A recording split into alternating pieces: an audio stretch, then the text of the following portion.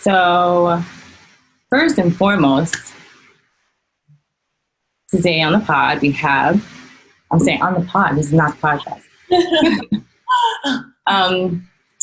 Today on the Zoom, we have Leah McSweeney, who is the founder of Married to the Mob. Hi, everybody. The clothing brand. Hi. How are you?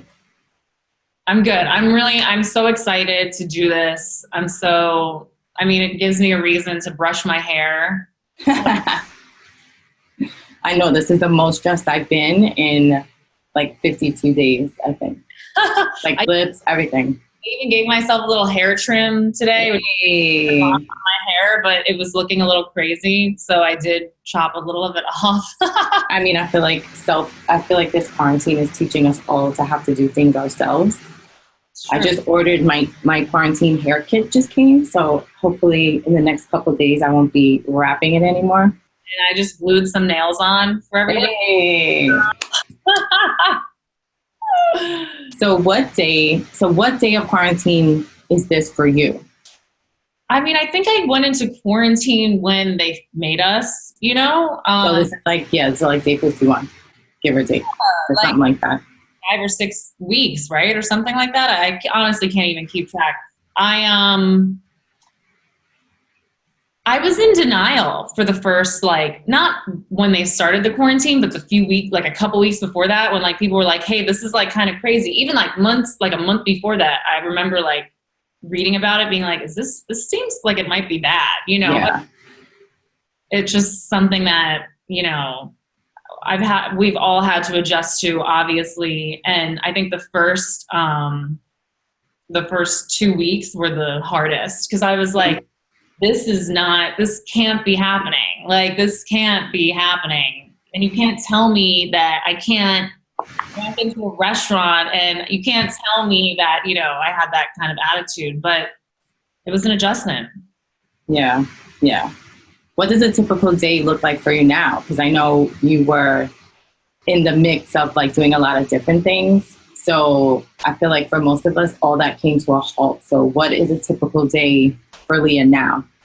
So there is no typical day. It kind of changes, and as probably most people know, I'm on Real Housewives of New York, which aired, I think it aired 5 weeks ago. I guess this week will be at the 5th episode. Mm-hmm. So basically, since the quarantine, that's when it aired. So that week that things were starting to shut down, but people were kind of wait, I had a New York Post I had all these things lined up, and the New York Post photo shoot was very early in the week, so we were able to do it, but mm-hmm. things were getting canceled that week, obviously, prep. Yeah.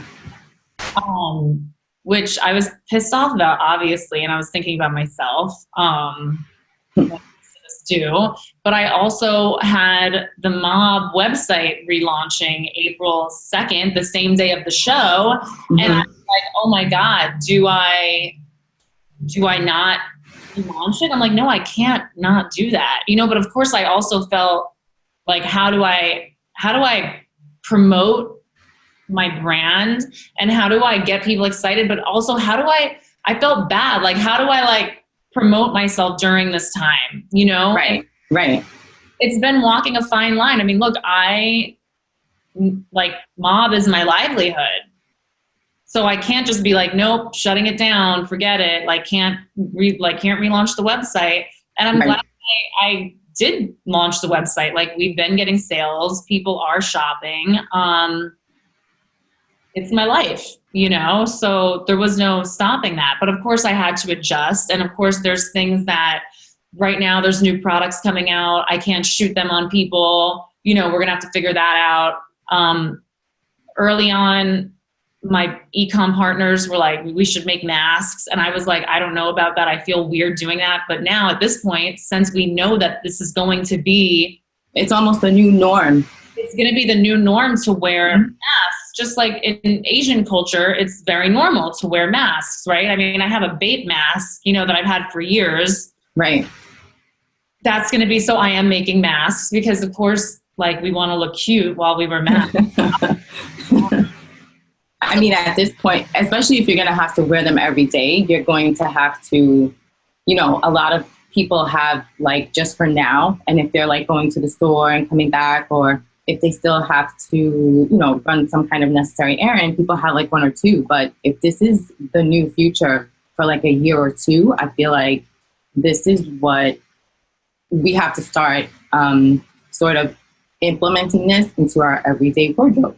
And we have to adapt, you know? I mean, last week I went for a bike ride. It was on that really nice day. It was like a few days ago, whenever. I can't even tell time anymore. Was it last week? I know. What day is it? Is it Tuesday, Wednesday? Like, what is today? Monday? No, it's Tuesday. Through Soho, and there was a girl on the street talking to her friend, and she had this, like, you know, she was very chic, and she had a very nice mask with a Chanel pin on it. And I'm like, no, I love it. I love it, because I'm like, this is New York. This is like New York, adjusting, adapting, making it chic, making it like doing what they do, you know? And that we're going to see a lot more of that. Absolutely. Without a doubt. So aside from just, I guess, focusing more on maybe a harder push online, what other marketing tweaks did you have to make as far as like promoting A, the launch, and B, just your products in general?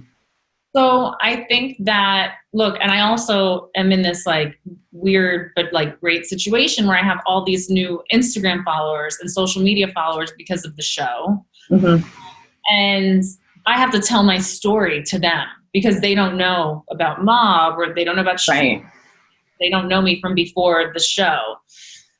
And, you know, I think that there's a way. I've been being myself, okay? Like, a lot of people, I think that we saw the influencer crash in the beginning of this because we saw how one-dimensional and how self-absorbed and how out of touch with reality so many influencers and celebrities are. And they're really just like, I mean, obviously the girl Ariel Charnas, or I don't even know if I'm saying her name right, but the girl who like went and got a COVID test. Meanwhile, she didn't even feel that sick, and she filmed the whole thing. And her boyfriend or her husband was doing Volvo sponsored links in the COVID lineup. Like, it's like, just use your brain. Don't be a sociopath when you're, you know, when you're promoting your brand. You can continue to promote your brand, just don't be a sociopath. And look, I'm giving 5% of this specific items to a charity. That's not that much, but it's what I can do. The masks will be giving a greater percentage. Of course. But I'm a small business, you know, I really am. And so, you know, I'm giving what I can, and I'm doing what I can, but it's really just about just being not so self-absorbed about it all. Just like literally just don't be a sociopath about it. That's all you can do. No, it makes total sense. So I just want to say, I'm going to interrupt you for a second. Christina Andy, she just put a comment in the Q&A, and I just want to read it before it gets flooded with other stuff. She said, "Thank you for being you." She said, "Honestly, your honesty is refreshing, and proper etiquette is beyond." And she said, "Thank you. Love you." Thank you. That's so sweet. I really appreciate it. Awesome. So a lot of creatives now, we're stuck at home. So a lot of people are used to, you know, going places for motivation or doing certain things for motivation. How or what type of tips do you have for people, creatives, to stay motivated, and what keeps you motivated and creative during this pandemic weird time? So I think that this is a great time to be creative because, well, first of all, I'm inspired by watching how businesses and creative people and entrepreneurs are adapting to this situation. It's beautiful. Watching restaurants and small businesses, but especially restaurants, and my heart goes out to the restaurant business so much because how many there are in the city. And I'm thinking about New York specifically when I'm talking, not the entire US, even though my heart goes out to like all of them within the country and the world. But especially New York City, you know, the backbone of New York City are these restaurants. And they're already working at a very small profit, you know? But watching a lot of the restaurants, the ones that have stayed open adapt and do takeout or do groceries or, you know, that kind of stuff that's inspiring to me. And watching how ordinary people have stepped up. I mean, just for example, and this might not have anything to do with creativity, but in terms of staying inspired, because also creative people, we tend to be sensitive, we tend to be moody, and we tend to have depression issues. I mean, that's just the truth. My makeup artist, Natalia, she lives alone. Mm-hmm. She obviously is out of work because there's no makeup going on right now. No one's doing anyone's makeup. And she signed up to work at Elmhurst Hospital. And right, yes.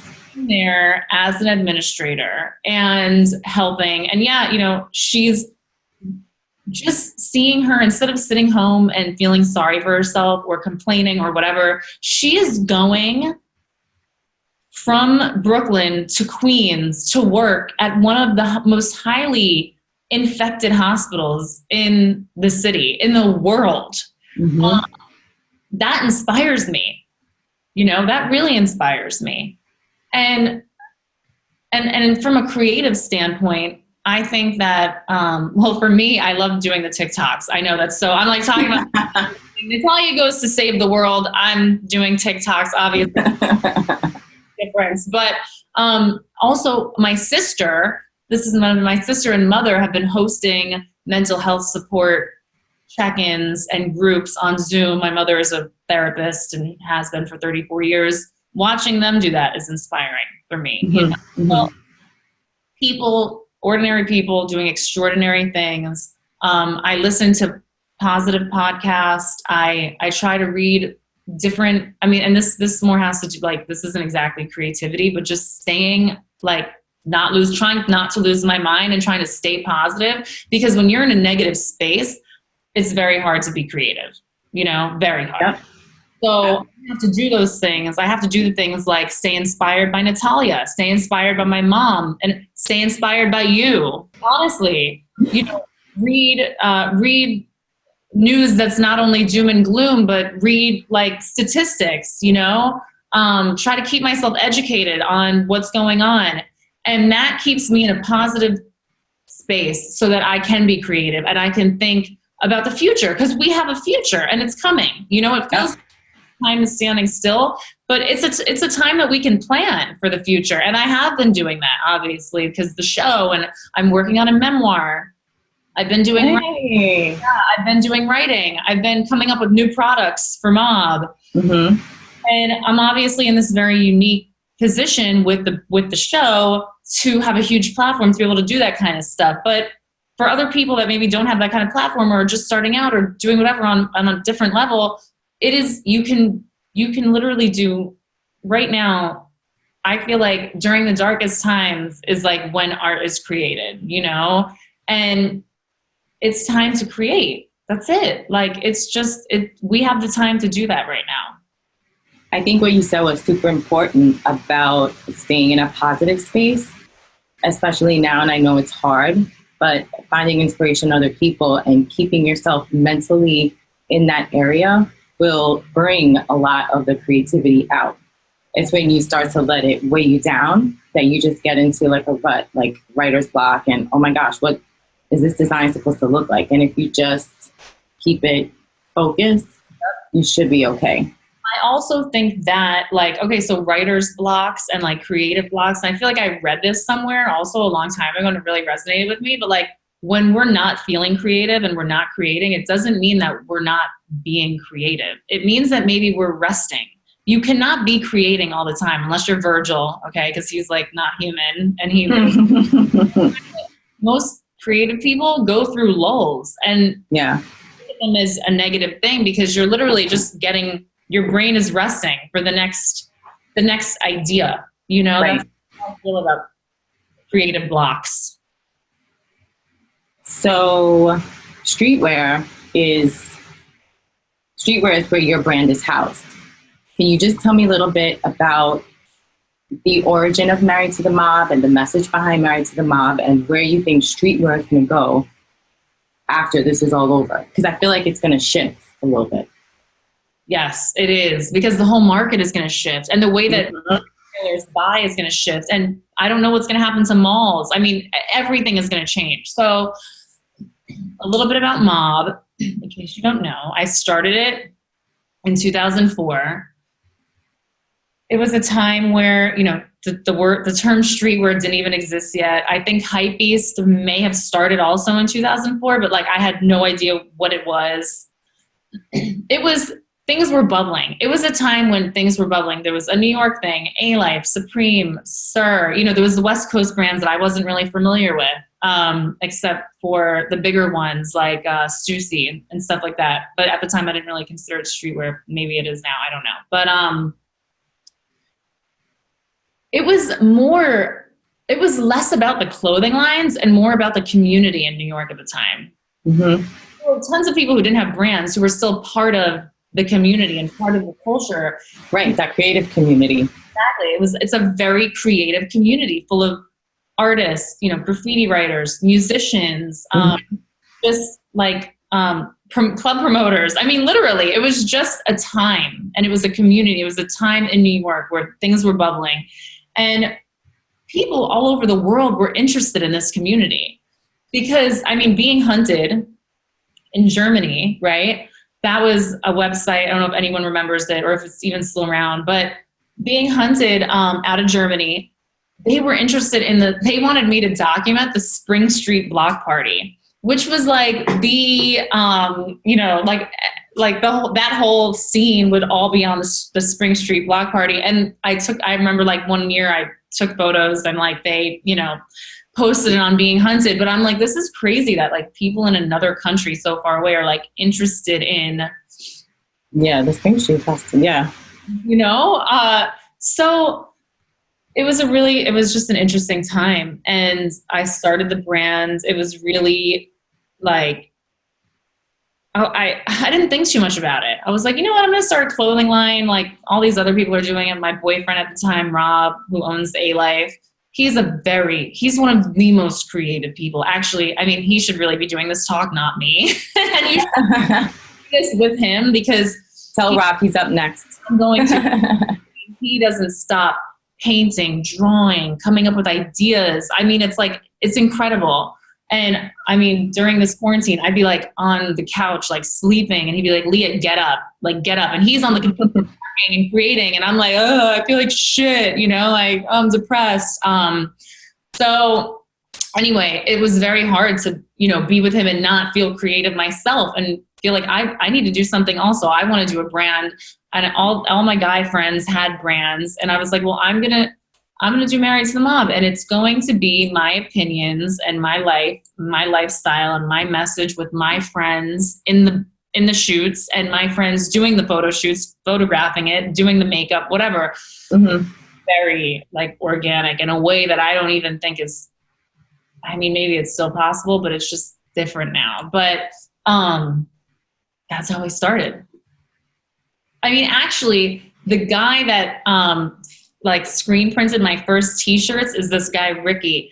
And he worked at ALIFE Rivington Club back then. And he had a screen printing machine I think it was in his apartment. And he is the one who printed my shirt. Oh, wow. I saw a photo because unfortunately, someone from our community back then passed away this week, Kent. And I was looking at a picture of the Iraq crew, and Ricky was in Iraq, and Kai Regan had posted a photo that he took a long time ago of all those guys, and Ricky was in the photo. Mm-hmm. And it reminded me that he is the one who had printed all the first run of t-shirts. Wow, that's interesting. That's very interesting. So Albert is asking, oh, sorry. Go ahead. No, I was just going to say in terms of where we're going, but we can do a question first. Yeah, so Albert is just only because it's relevant to what you just talked about. He wants to know, first of all, hi, Albert. Thank you for joining us today. He wants to know, how did you stay relevant throughout the years with streetwear evolving, and at the same time, sticking true to Mob's vision? So if you want to touch a little bit on the vision of Mob and then speak to staying relevant. I think you did. I don't think I stayed relevant.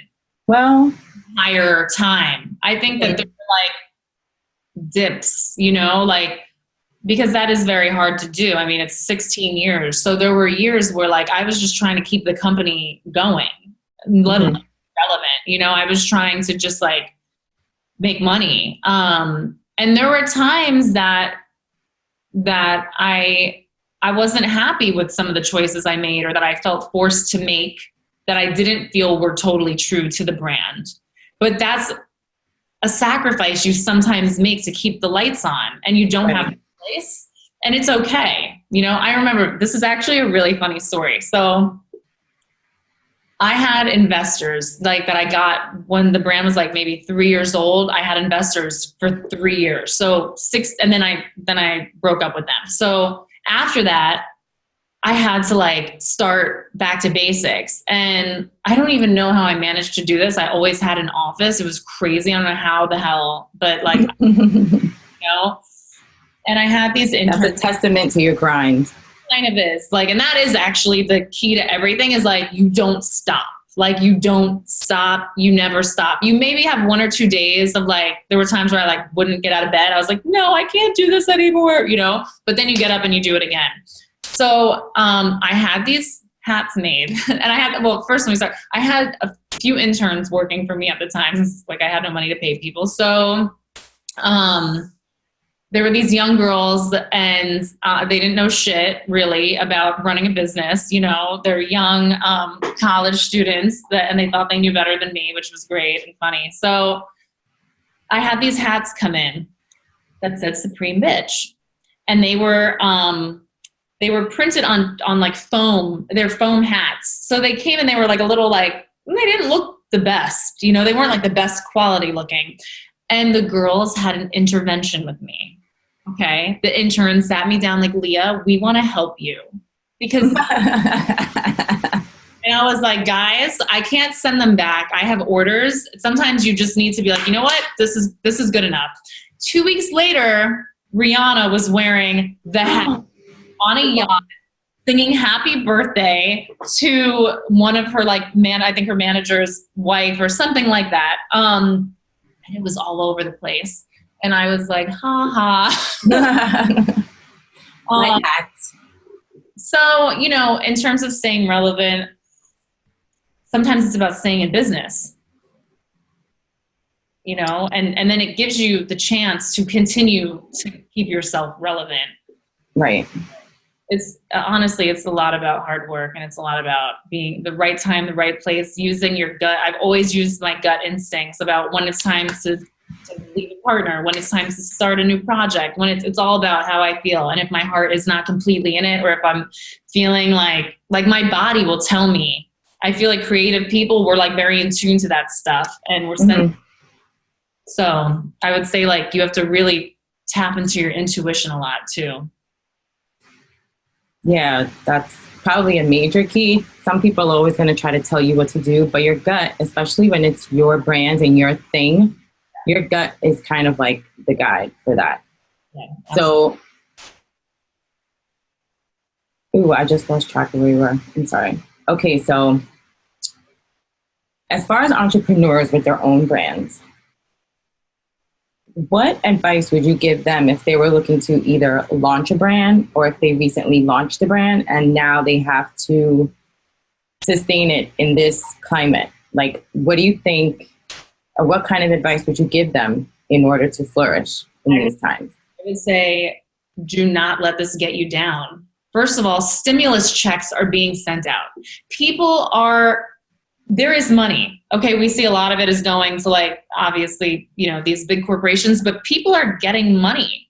$1,200 is showing up in people's bank accounts. You know, people are getting unemployment. People, yes, and they have to spend money on rent and food, but also people want to enjoy themselves right now. They've been locked at home, depressed, not knowing what they might want to go buy a new t-shirt or something. Mm-hmm.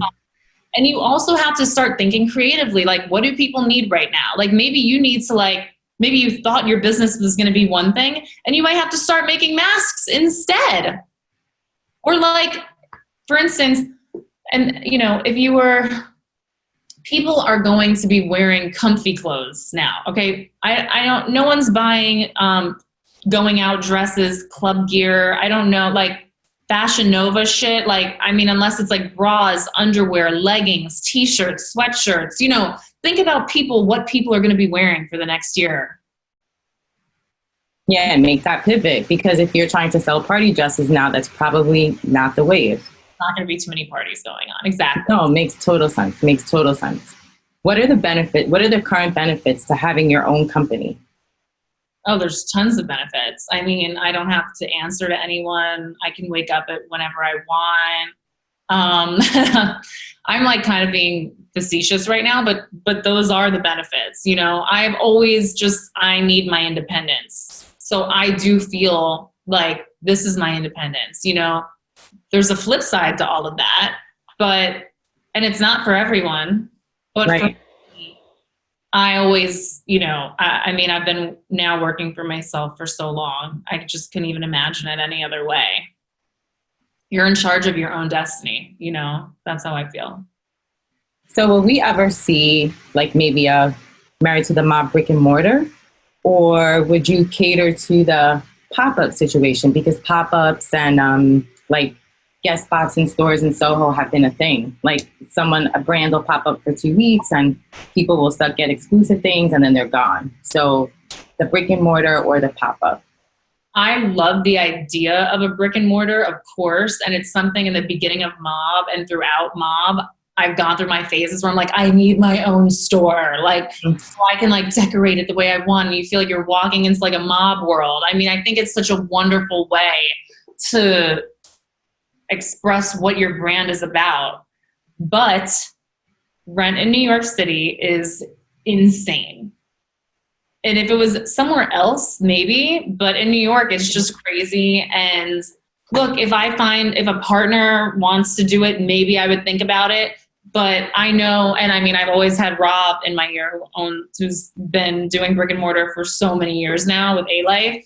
He's like, Leah, it's so much work. It's so stressful, you know, but I totally toyed with the idea many, many times, you know? So I think pop-up is probably more a reality for me. Okay. I can totally see that, the Mob pop-up. Like it's like I'm here for that. Scared of commitments in a way, and at least you sign that lease, like that's that, you know? Yeah, but that's it. You're committed, and then you're just like, wait, did I really sign that? Is this really happening? And then, so you mentioned, let's see. Hannah Rose wants to know, you mentioned that Rob keeps you motivated to be creative just by being creative himself. Do you find that when you're creating and have created during your journey, that it's because you're bouncing off of other creative energies? There's a lot of creative in that question. Absolutely, though. It's so true. There's a few people in my life that even just for like business, because look, running businesses is creative to me. I think Andy Warhol said like making money like is creative. Like he said something like that. I'm saying it wrong, but it's an art in itself. So even business wise, like I have people like in my life who I talk to about business, right? And they get me excited about different businesses or the way I can change my business. Right. Same thing with creative, you know, like there's a few people in my life, Rob being one of them, Diana being another, who I bounce creative ideas off of. Like I probably wouldn't, I mean, everything that I put out, first of all, Diana designed for me for a very long time, but now, and she doesn't work for me anymore, but I still send her anything I put out. Like any photo I take, anything. I'm like, what do you think? What do you think? You know? Yeah. Sometimes you develop relationships with people, and even though it might be, maybe you meet them at a job in some kind of other capacity, there are people whose opinion you trust, or you look to them like a mentor. And so you keep that relationship, and they're always a part of decisions that you make. Absolutely. Speaking of mentor, do you have a mentor or someone you would, or how do you feel about mentorship relationships in the design / fashion / streetwear capacity? I completely have had people, I wish they were women. Most of them weren't. I've had a few mentors throughout Mob that I go to with everything. Mm-hmm. that are men, basically. But because there hasn't been that many women. I mean, I have women mentors for other things, you know, but in terms of like this industry or my business, I really don't yet. Maybe that's a yet, you know, but for models, I haven't. But I have had mentors, and they're everything. They're very important. And even if you don't do what they say, or like you don't listen to their advice, it's still good to get advice. And I'm a person who will listen to people's suggestions. I like hearing what people have to say. Right. I'm not afraid to ask for help. You can't be afraid to ask for help. Ooh, that's a big one. Just elaborate on that a little bit. So I feel like most people, when they're first starting out, they don't want to incorporate A, other people in their ideas or their business, and B, they're just afraid to say, hey, can you assist? Speak a little bit about that part. Because look, even when you go to a store to say, do you want to buy this? You're kind of asking for help in a way. Do you know what I mean? You're putting yourself out there. You're making yourself vulnerable to be rejected. And it's part of the game of, you know, Right. Now things are changing, and like maybe, you know, it's going to be a lot of direct to consumer. And I think retailers aren't going to be calling the shots as much as they used to. Thank God. But when I started, they absolutely did, you know, and that was everything. And I had plenty of people say no. I mean, I had, what's that guy?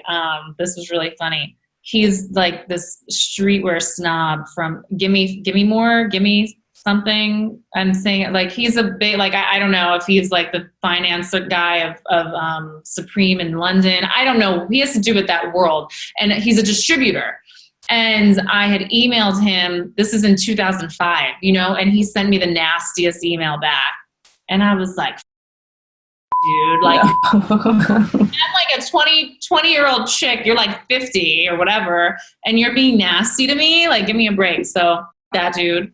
Oh my God, we have to be nice. It's 1 o'clock. It's 1 o'clock. Say it again.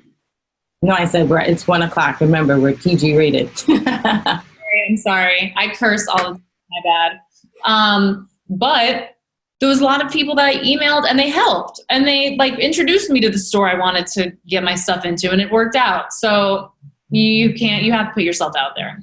Yeah. I think too, rejection, a lot of people, once someone tells them no, they kind of feel like, I'm not asking anymore.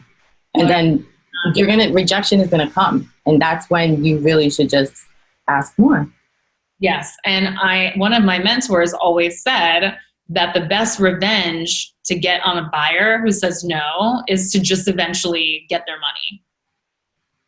So you're only going to hurt yourself if you like, they're going to talk to you again. You have to continue to try to, you know. Yeah, you have to keep asking. What advice would you give to women who want to get into the streetwear industry? Go for it. Do it. There's a market out there that still needs to be, it's still untapped in so many ways, you know, and the more female streetwear brands, then like there's enough to go around, you know. I feel like the more female streetwear brands there are, then the bigger the consumer will grow, and the more people will find out about it, and then we'll all make more money. So do it. Right. Your collab game was always A1, like off rip. You've always had some of the dopest collab partners. So who could we possibly see you collab with in the future? You know, I don't know. And if it's on the wraps, don't tell. But just like... Right now, I really don't have anything under wraps. I mean, I just don't. But that's just right now. I mean, that's going to change. But I'm not sure who it's going to be. I don't have anything in mind yet. I actually do have one brand in mind, but you know, and it's very different. It's very different than anything I've done. But nice. Nice. So what traits make you successful in your role, and why? Because I feel like you come with a very special skill set. So what are they, and what do you think is like the ideal skill set for an entrepreneur? I don't know. I'm also bad at like talking about myself in that way. Like, I'm not sure, you know, I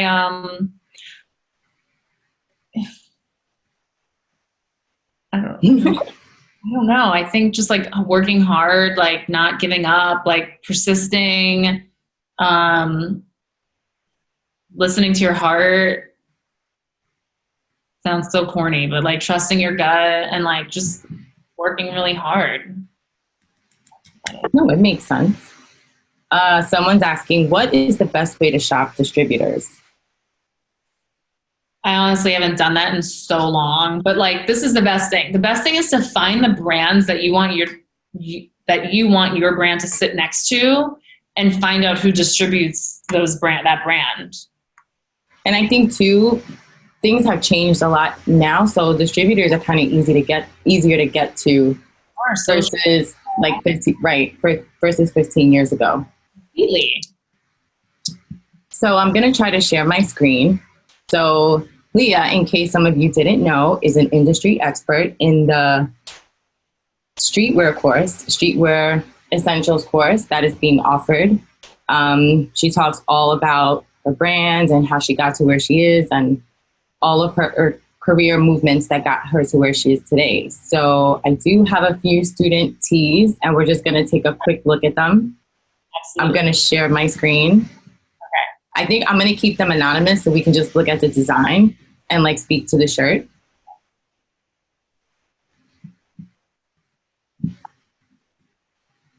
I'm not technologically inclined, so here. Okay. So this brand is, I think it's fictitiously named Good Nature. So in one of the modules, students are tasked with creating T-shirts and a brand and actually a logo. So they're basically, in the course, they're going through all the steps they would have to do to create a streetwear brand. So this particular tee, the brand is called Good Nature. And well, the student's name is Justin. And this is the collection. So on a scale of 1 to 10. Right. Okay. So right off the bat, I'm going to say I like the color scheme a lot, and it's going really, it looks very good all together. I can't see the, it's hard to see the. Yeah, let me see. Can you just zoom into like the middle one right there? Like, yeah. I like that. Very creative. I like the train with the tree, nature, but also city. It's cool. Can I look at the bottom one? Yes. So here's, get your ass outside. Yeah, I like that. That's cool. And this one says, this is just, I guess, like the logo design. And again, the tree, the roots, I'm guessing that's the nature of the logo, the brand. Yeah, I think that there's like a very direct message and a very, like, the branding is very good and the message is very good, and it's consistent throughout, even with the colors and everything. So I give this, this is like a 10. Hey. Good job. Good job, Justin. This, I'm not sure if there's a name on here, but this is the front and this is the back. Okay, well, I love this. And I love this because it looks like a vintage shirt. I don't even know. I have no idea what Sputnik is. I don't know what this even means or the message, but I just like it because it looks like it's vintage. And they did a great job making it look like it's not from this era. So, right. But I'm a little confused at everything else. But and this one is, so the type on the shirt says, "We are all at war with something." And the graphic is a rose dripping blood, I'm guessing, and then at war. Yeah, I don't really like this one. I don't really love the rose illustration. It's too photo looking. Photoshoppy something. It's just not, I don't think it's designed well. And I'm not really into I don't know. It's like trying to be too deep, or I'm just not feeling it. Sorry. Any tips to tweak it?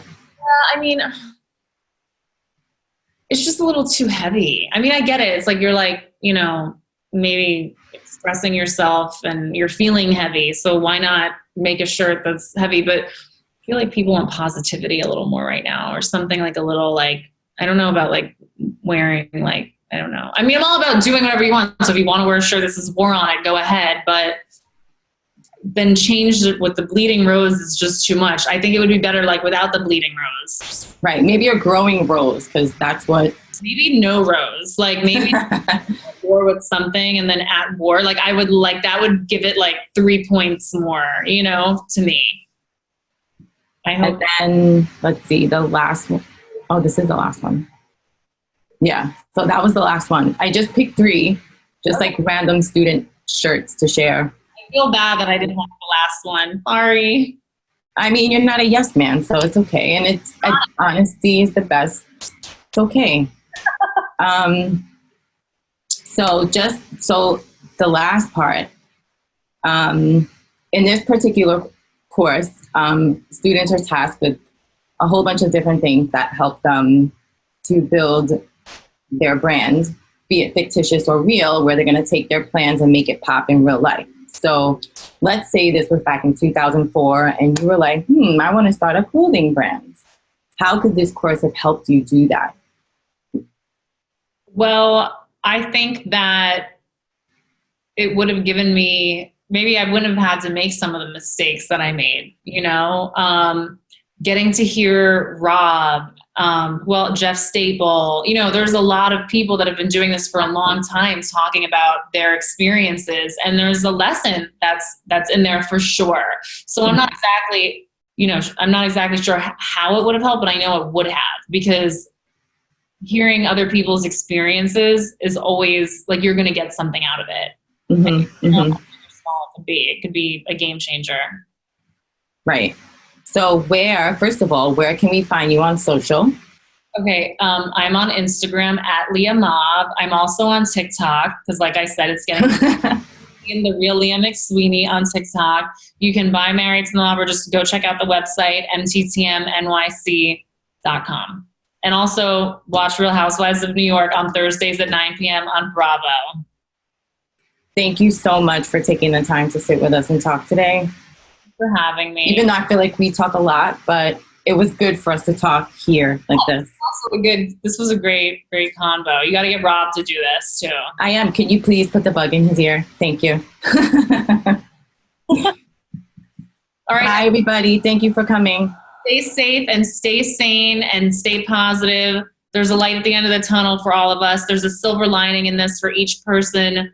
It might be different for everybody, but there is one, and finding one is important to be able to deal with this. So,